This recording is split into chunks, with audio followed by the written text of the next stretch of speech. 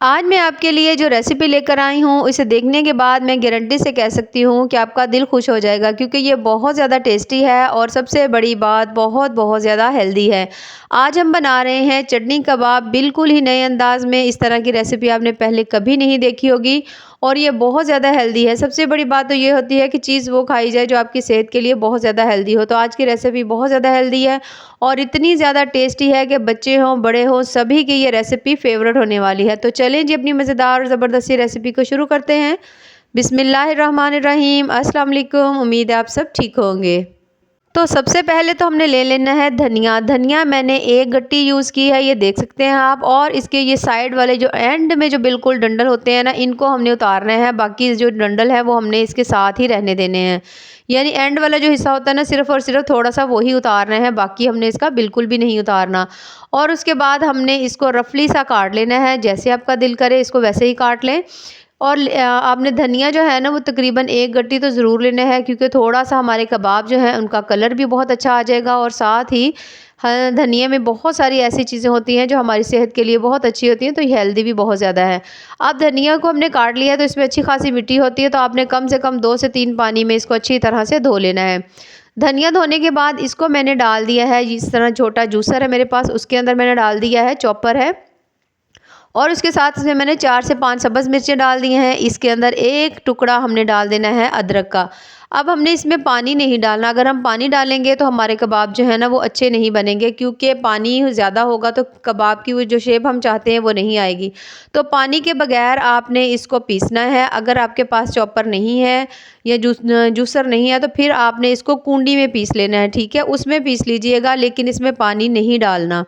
अच्छा, ये देख सकते हैं आप, एक चटनी की तरह से ये हमारा बन चुका है और अच्छी खासी ठीक है क्योंकि इसमें पानी नहीं डाला हुआ था। तो आपने भी ऐसे ही बनानी है। उसके बाद आलू मैंने ले लिए थे, तकरीबन 4 से 5 अदद आलू थे।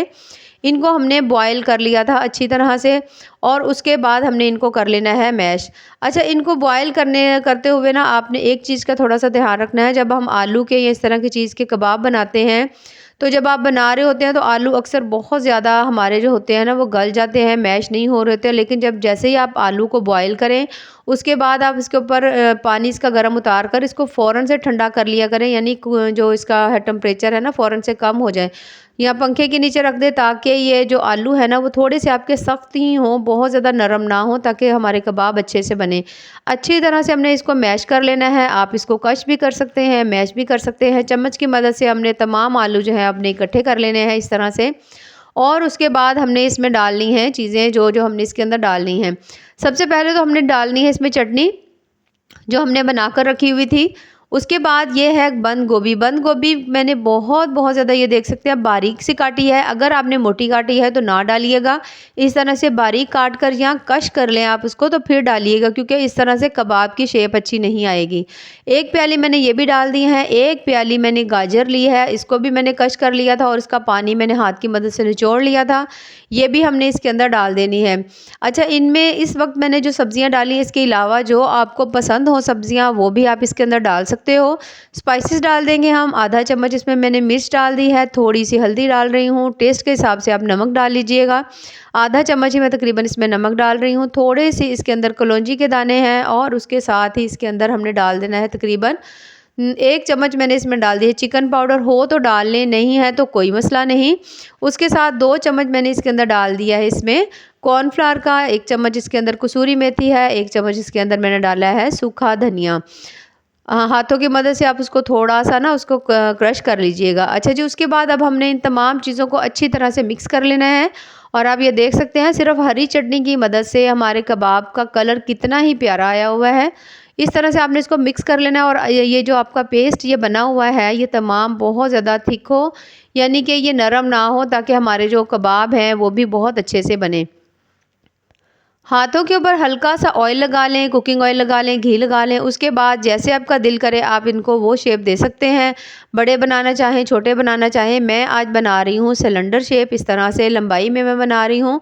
तो अगर आप इसकी गोल टिक्की बनाना चाहते हैं तो वो भी ठीक है, यानी जो आपका दिल करे। इस तरह से हमने इसको करते हुए आहिस्ता से, ये देख सकते हैं आप, माशाल्लाह से कितना ज़बरदस्त हमारा कबाब तैयार हो चुका है। सेम इसी तरह से हमने अपने बाकी जो तमाम कबाब है वो भी रेडी कर लेने हैं।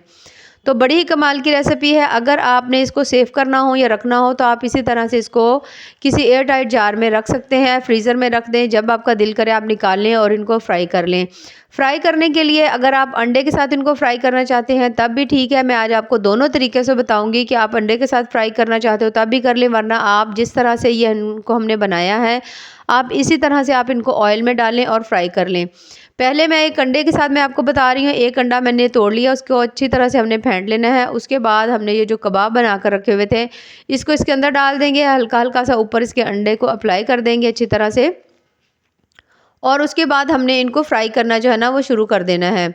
ये देखिए इस तरह से अच्छी तरह से ऊपर अंडा लगा लेंगे और उसके बाद हमने जो है ना इसको फ्राई कर लेना है। फ्राई करने के लिए ऑयल हमने पहले से गर्म होने के लिए रख दिया है। ऑयल हमारा गर्म हो गया है तो हमने अब इसके अंदर ये जो है ना अपने कबाब जो है अंडे के साथ इसकी कोटिंग करके इसके अंदर डालना शुरू कर देंगे। आंच आपने यहाँ पे स्लो ही रखनी है, बहुत ज़्यादा हाई मत रखिएगा। और सबसे बड़ी बात आप देख सकते हैं कि मैंने इसके अंदर ऑयल बहुत कम डाला है, यानी मैं डीप फ्राई बिल्कुल नहीं कर रही, शैलो फ्राई कर रही हूँ। तो अगर आप चाहें डीप फ्राई करना तो कर सकते हैं, लेकिन मैं इनको शैलो फ्राई कर रही हूँ।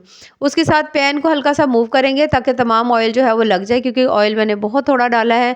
इसी तरह से ये जो बाकी कबाब है बगैर ये अंडे के मैंने इसी तरह से पैन में डाल दिए हैं। जैसे ही हल्का हल्का सा इनका कलर चेंज होगा इनकी साइड्स को हमने मूव करते जाना है। और ये देख सकते हैं आप माशाल्लाह से कितने ज़बरदस्त से हमारे तमाम कबाब जो हैं वो रेडी हो चुके हैं, जो कि बहुत बहुत ज़्यादा टेस्टी, बहुत ज़्यादा मज़े के बने हैं। और सबसे बड़ी बात बहुत ज़्यादा हेल्दी सी रेसिपी हो, बच्चों को दें, लंच बॉक्स में दें, वैसे आप बच्चों को टिफ़िन वगैरह में दें तो बड़े ही शौक़ से खाएंगे और आपसे फरमाइश पे बनाएंगे।